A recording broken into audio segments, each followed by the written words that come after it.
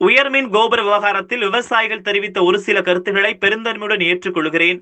நானும் விவசாயி என்பதால் இரத்த சொந்தமான விவசாயிகளுடன் வாதிட விரும்பவில்லை என திருப்பூரில் பாஜக மாநில துணைத் தலைவர் அண்ணாமலை தெரிவித்துள்ளார். திருப்பூர் பல்லடம் சாலையில் உள்ள தனியார் திருமண மண்டபத்தில் பாஜக சார்பில் இளைஞர்கள் பாஜகவில் இணையும் இளைஞர்களின் சங்கமம் என்ற பொதுக்கூட்டம் நடைபெற்றது. இதில் கலந்து கொண்டு பேசிய அண்ணாமலை, பிரதமர் மோடி அவர்களின் நல்லாட்சியையும் பாஜகவின் கொள்கைகளாலும் ஈர்க்கப்பட்டு தேசிய நீரோட்டமான பாஜகவில் இளைஞர்கள் இணைந்து வருவதாகவும், உயர்மின் கோபுர விவகாரத்தில் காங்கேயத்தில் அளித்த பேட்டி திரித்து ஒளிபரப்பப்பட்டுள்ளதாகவும், அதில் விவசாய நிலங்கள் வழியே உயர்மின் கோபுரம் அமைப்பதற்கு மாற்று வழி திட்டம் இல்லாத போது மாவட்ட ஆட்சியர் மற்றும் வட்டாட்சியர் ஆய்வு செய்து உயர்மின் கோபுரம் அமைப்பதற்கான இடத்தை தேர்வு செய்து சான்றிதழ் வழங்குவதாகவும், இதற்கு மத்திய அரசுக்கும் சம்பந்தம் இல்லை என தெரிவித்துள்ளார். இருப்பினும் விவசாயிகளின் ஒரு சில கருத்துக்களை பெருந்தன்மையுடன் ஏற்றுக்கொள்வதோடு, நானும் விவசாயி என்பதால் இரத்த சொந்தமான விவசாயிகளுடன் வாதிட விரும்பவில்லை எனவும், எனக்காக அறிவித்த 1 கோடி ரூபாய் விவசாயிகளின் நலனுக்காக பயன்பட வேண்டும் என தெரிவித்தார். மேலும் இந்து பெண் வீட்டின் முன்பு ஆபாசமாக நடந்து கொண்ட ஏபிவிபி தலைவருக்கு எய்ம்ஸ் மருத்துவ குழுவில் உறுப்பினராக பதவி வழங்கப்பட்டது குறித்து குடியிருப்பில் இருவருக்கு இடையிலான பிரச்சனை என்பதால் அது அவர்களுக்குள் சுமூகமாக தீர்க்கப்பட்டு விட்டதாகவும், ஆனால் தொல் திருமாவளவன் விவகாரத்தில் வழக்கு பதிவு செய்யப்பட்டுள்ளதாகவும், இரண்டையும் ஒரே மாதிரி பார்க்க முடியாது எனவும் தெரிவித்தார். மேலும் வேல் யாத்திரை சஷ்டி நாளில் குறிக்கப்பட்டு பயணத்திட்டங்கள் ஏற்பாடு செய்யப்பட்டுள்ளதாகவும், இதில் டிசம்பர் 6 நாளில் அனுமதி வழங்கக்கூடாது என காங்கிரஸ் கட்சி பிளவு அரசியல் செய்வதாகவும், அனைத்து மதத்திற்கும் பொதுவான கட்சியாக பாஜக இருப்பதாகவும் தெரிவித்தார். இந்நிகழ்ச்சியில் பாஜக மாவட்ட மாநில நிர்வாகிகள் ஏராளமானோர் கலந்து கொண்டார்கள்.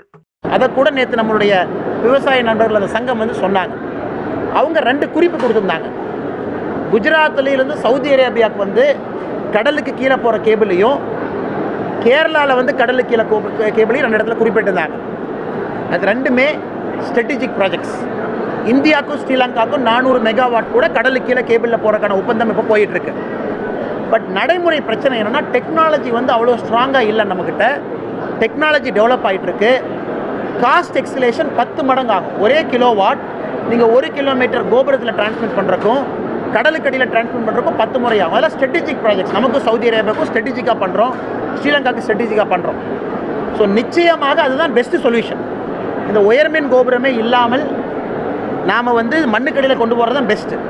பிரச்சனை என்னென்னா, அரசாங்கத்தை அந்தளவுக்கு பணம் இருக்கிறதா, ப்ராஜெக்ட் வையபிளாக இருக்குமா?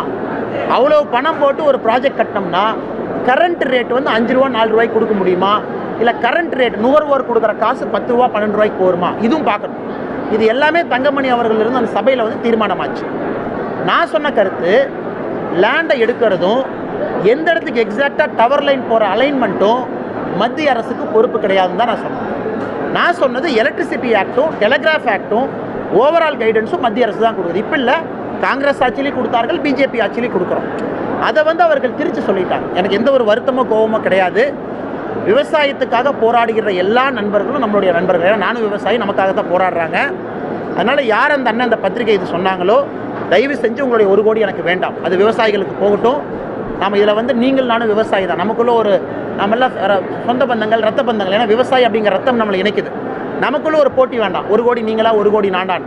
ஒரு விவசாயியிடம் எப்போவும் நாங்கள் வாதத்துக்கு போக மாட்டோம். அரசியல் கட்சியிடம் வாதத்துக்கு போகிறோம். விவசாயிகள் இருப்பது நம்மளுடைய நண்பர்களுக்காக, விவசாயிகள் இருக்காங்க. அதனால் அவர் சொன்ன கருத்தை நான் ஏற்றுக்கிறேன். 3-4 பாயிண்ட் அதில் சொல்லியிருந்தார். ஆன்விட்டி மாடலை சொல்லியிருந்தார். எல்லாம் பெருந்தன்மையாக நம்ம ஏற்றுக்கிறோம். அதை பற்றி எந்த ஒரு போட்டி இது கிடையாது.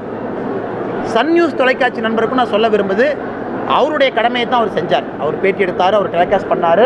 பட் எடிட்டிங் பண்ணியிருந்தாங்க, தெரியும். இதெல்லாம் அரசியல் கட்சிகள் சார்ந்த விசாரங்கள். இது வரும்போது அதே சன் நியூஸ் நண்பர் நம்மகிட்ட கிளாரிஃபிகேஷன் கேட்குறாரு, கிளாரிஃபிகேஷனும் கொடுக்குறோம். நான் சொன்ன கருத்து இம்ப்ளிமெண்டேஷன் அத்தாரிட்டி ஸ்டேட் கவர்மெண்ட்டாக இருக்கும்போது நீங்கள் சென்ட்ரல் கவர்மெண்ட்டை உள்ளே இழுக்காதீங்க அப்படிங்கிறத நான் சொல்கிறேன்.